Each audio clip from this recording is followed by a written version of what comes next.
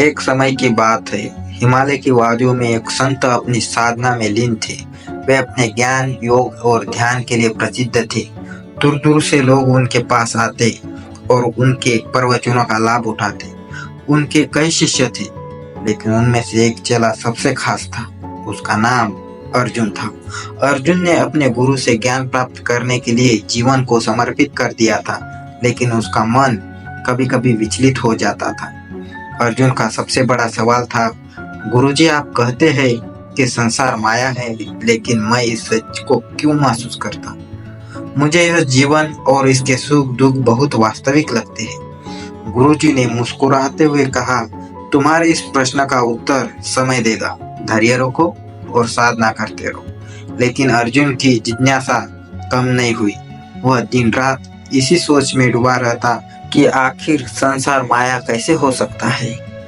एक दिन गुरुजी ने महसूस किया कि अर्जुन की साधना में यह सवाल बड़ी बाधा बन रहा है। उन्होंने सोचा कि अब समय आ गया है अर्जुन को उसकी जिज्ञासा का उत्तर देने का।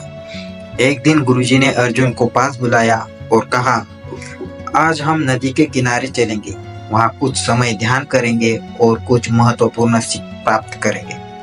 अर्जुन खुशी खुशी अपने गुरु के साथ चल पड़ा। वह यह सोचकर उत्साहित था कि शायद आज उसे अपने प्रश्न का उत्तर मिलेगा।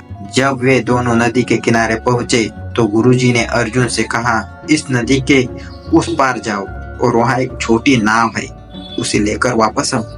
अर्जुन ने गुरुजी की बात मानते हुए नदी में छलांग लगाई और तैरने लगा।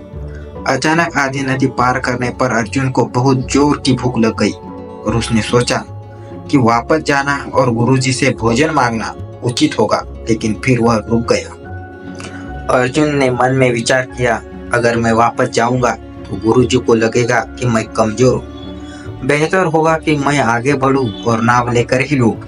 वह पूरी ताकत से तैरता रहा, लेकिन जैसे ही वह नदी के किनारे पहुंचा, उसे एक अजीब सी दुनिया दिखाई दी। वहाँ एक सुंदर गांव था जिसमें लोग खुशहाल जीवन बिता रहे थे। अर्जुन ने देखा कि वहाँ एक बहुत ही आकर्षक युवती है जो उसे देख रही थी। वह उसके पास गया और दोनों ने बातें करना शुरू कर दी। धीरे धीरे समय बीत गया और अर्जुन उस युवती से प्रेम करने लगा। उन्होंने विवाह कर लिया और अर्जुन उस गांव में बस गया। अर्जुन ने अपना साधारण जीवन भूलकर एक नया जीवन शुरू कर दिया। वह किसान बन गया, उसके बच्चे हुए और वह एक खुशहाल जीवन जीने लगा। लेकिन फिर एक दिन भयंकर बाढ़ आई। बाढ़ ने गांव को तबाह कर दिया और अर्जुन का पूरा परिवार उसकी आंखों के सामने बह गया। वह बहुत दुखी हुआ, अकेला और निराश हो गया। उसकी सारी दुनिया उजड़ गई थी। अर्जुन ने अपनी पूरी जिंदगी खो दी थी और वह रोता हुआ नदी के किनारे बैठ गया। तभी अचानक उनके कानों में गुरुजी की आवाज आई, अर्जुन, कहाँ खो गए? नाव लेकर आओ, तुम इतने समय में क्या कर रहे? अर्जुन की आंखें खुल गई और वो चौंक गया। वह अभी भी नदी के बीच में था जहाँ वह तैर रहा था। उसे समझ आया कि यह सब एक माया थी जो उसने मन में खेल रही थी। वह जो कुछ भी अनुभव कर रहा था, वह पूरा जीवन, प्रेम, परिवार, सुख दुख, सब कुछ केवल एक पल की माया थी। अर्जुन ने जल्दी से नदी की पार की और गुरुजी के पास पहुंचा।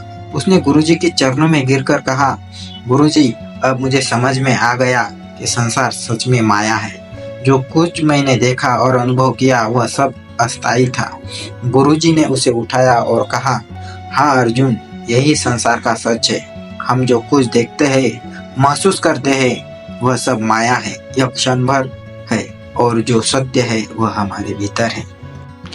यह कहानी हमें सिखाती है कि जीवन में जो कुछ भी हम अनुभव करते हैं, चाहे वह सुख हो, दुख हो, प्रेम हो या घृणा, यह सब अस्थायी है, माया का खेल है और सच्ची शांति, सत्य हमारे भीतर है।